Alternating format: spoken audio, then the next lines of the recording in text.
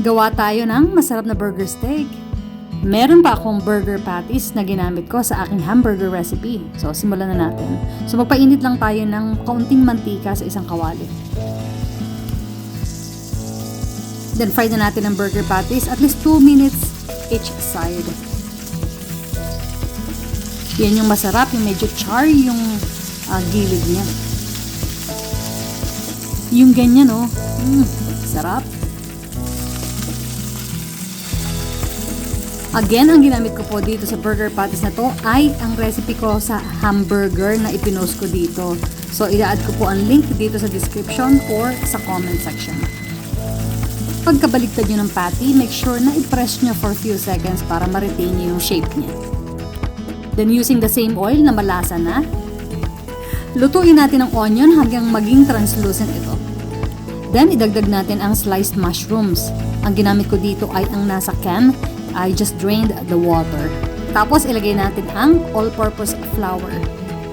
I-mix lang natin hanggang sa mawala ang buo-buong mga flour. Then, idagdag na natin ang tubig.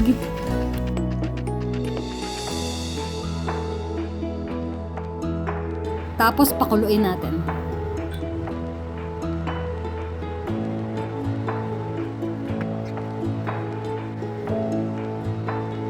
Then, samahan natin ng isang pirasong beef cube.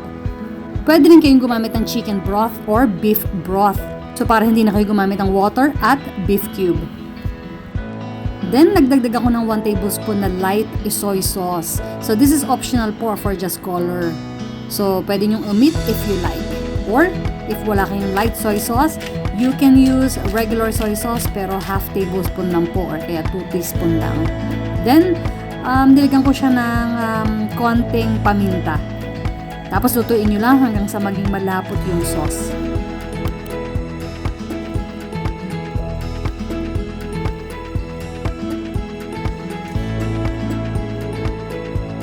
O, ayan, ready na. I-drizzle nyo lang sa ibabaw ng inyong mga burger patties.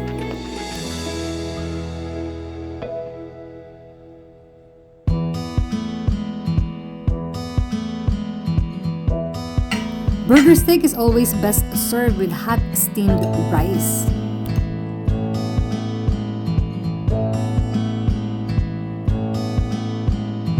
So, ang technique para hindi dry at matigas ang inyong burger patties, kailangan po talagang mga 2 to 3 minutes each side lang po, depende po sa size ng inyong burger patty.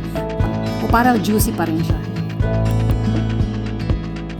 Masarap siya guys, itry nyo. So, gawa kayo ng burger patties at iba gamitin nyo sa inyong hamburger.